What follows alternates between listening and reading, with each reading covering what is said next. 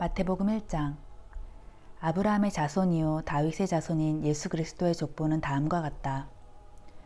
아브라함은 이삭을 낳고 이삭은 야곱을 낳고 야곱은 유다와 그의 형제들을 낳았다. 유다는 다말에게서 베레스와 세라를 낳고 베레스는 헤스론을 낳고 헤스론은 람을 낳았다. 람은 아비나답을 낳고 아비나답은 나손을 낳고 나손은 살몬을 낳았다. 살몬은 라합에게서 보아스를 낳고 보아스는 루색에서 오벳을 낳고 오벳은 이새를 낳고 이새는 다윗 왕을 낳았다.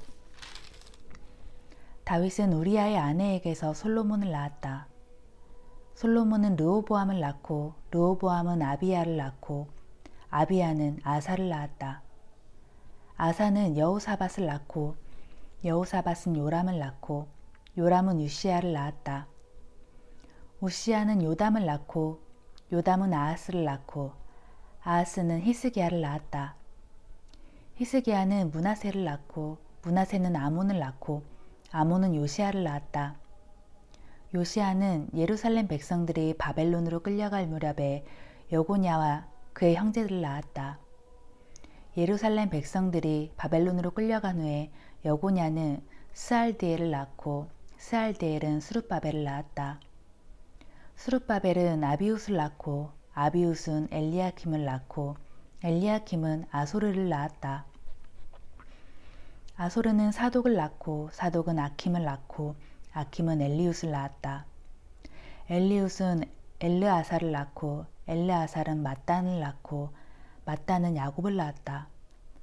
야곱은 마리아의 남편 요셉을 낳고 이 요셉의 아내인 마리아에게서 그리스도라 하는 예수가 태어나셨다.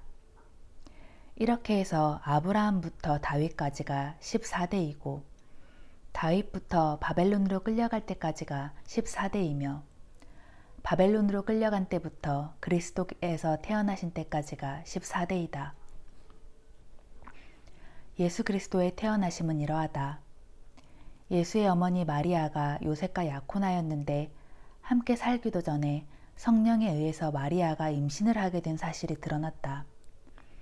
마리아의 약혼자 요셉은 사려 깊고 의로운 사람인지라 마리아의 일이 사람들에게 알려져 그녀가 수치를 당하는 것을 원치 않았기 때문에 조용히 파혼하는 것으로 마무리 지으려 했다. 요셉이 이런 생각을 하고 있을 때 하나님의 천사가 꿈에 나타나 요셉에게 말했다. 다윗의 자손 요셉아, 두려워하지 말고 마리아를 내 아내로 맞아들여라. 마리아가 가진 아기는 성령으로 잉태된 것이다. 마리아가 아들을 낳을 것이니 너는 그 아기의 이름을 예수라고 하여라. 예수는 자기 백성을 그들의 죄로부터 구원하실 뿐이다. 이런 일이 일어난 것은 하나님께서 예언자를 통하여 하신 말씀을 이루기 위함이었다. 곧 보라, 처녀가 잉태하여 아들을 낳을 것이니 그 이름을 임마누엘이라고 부를 것이다. 라고 하신 말씀을 이루기 위함이었다. 여기서 임마누엘은 하나님께서 우리와 함께 계신다 라는 뜻이다. 요셉은 잠이 깬 뒤 하나님의 천사가 명령한 대로 마리아를 아내로 맞아들였다. 그러나 요셉은 마리아가 아들을 낳을 때까지는 그녀와 잠자리를 같이 하지 않았다. 마침내 마리아가 아들을 낳자 요셉은 아기 이름을 예수라고 지었다. 예수께서 유대 땅 베들레헴에서 태어나셨을 때는 헤롯 왕이 통치하던 시기였다. 예수께서 태어나시자 동방에서 올라온 박사들이 예루살렘까지 찾아와서 물었다. 유대인의 왕으로 태어나신 분이 어디 계십니까? 우리는 먼 동방에서부터 그분의 별을 보고 그분에게 경배하러 왔습니다. 이 말을 듣고 헤롯 왕은 마음이 불안해졌고 이 소문을 듣고 예루살렘 사람들도 술렁거렸다. 헤롯 왕은 제사장들과 율법 고사들을 불러서 모아놓고 물었다.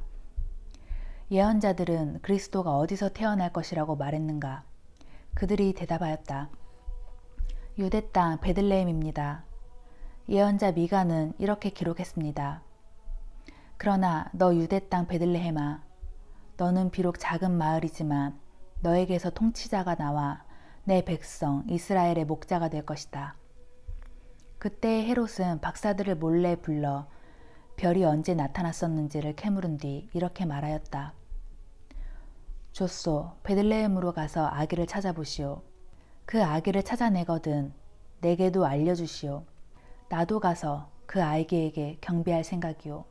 왕의 말을 듣고 박사들은 즉시 길을 떠났다. 그런데 동방에서 보았던 별이 다시 나타나 그들을 이끌어 주었다.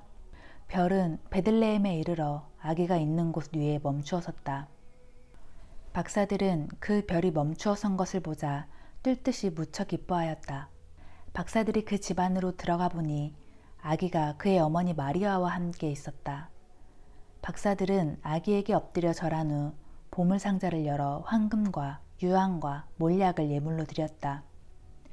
그러고서 박사들은 꿈속에서 헤롯에게 돌아가지 말라는 하나님의 지시를 받고는 예루살렘에 들리지 않고 다른 길을 통해 자기 나라로 돌아갔다. 동방 박사들이 자기 나라로 돌아간 후 요셉의 꿈에 하나님의 천사가 나타나 말하였다. 헤롯 왕이 아기를 죽이려고 한다. 어서 일어나 아기와 아기 엄마를 데리고 이집트로 피신하여라. 그리고 내가 다시 돌아오라고 할 때까지 그곳에 계속 있어라. 그날 밤 요셉은 일어나 마리아와 아기를 데리고 이집트로 피신했다. 요셉은 헤롯 왕이 죽을 때까지 그곳에서 살았다. 이는 하나님께서 내가 이집트에서 내 아들을 불러내었다 라고 하신 말씀을 이루시려는 것이었다. 헤롯은 동방 박사들이 자기 말을 듣지 않고 몰래 떠나가 버린 것을 알자 몹시 화가 났다. 그는 박사들이 별을 알아냈던 시간을 기준으로 군사들을 베들레헴과 그 가까운 마을로 보내어 2살 이하의 사내 아이들을 모조리 죽이라고 명령했다. 이리하여 예언자 예레미야를 통해 선포하신 예언이 이루어졌다. 곧 라마에서 크게 통곡하는 소리가 들려오니 라헬이 자식들을 잃고 슬피 울부짖는 소리로구나. 자식들이 없어졌으므로 누가 그들을 위로할 수 있으랴. 헤롯이 죽은 후에 하나님의 천사가 꿈에 나타나 요셉에게 말하였다. 일어나 아기와 그의 어머니를 데리고 이스라엘 땅으로 돌아가라. 아기의 목숨을 노리던 자들이 죽었다. 요셉이 일어나 아기 예수와 그의 어머니 마리아를 데리고 이스라엘 땅으로 돌아갔다. 그러나 요셉은 아켈라오가 그의 아버지 헤롯의 뒤를 이어 유대 지방의 왕이 되었다는 말을 듣고는 그곳으로 가기를 두려워했다. 그리하여 요셉은 꿈의 지시를 받고 갈릴리 지방으로 가서 나사렛이라는 동네로 들어가 살았다. 이리하여 예언자들을 통해 그는 나사렛 사람이라 불리는 것이다 라고 하신 말씀이 이루어졌다.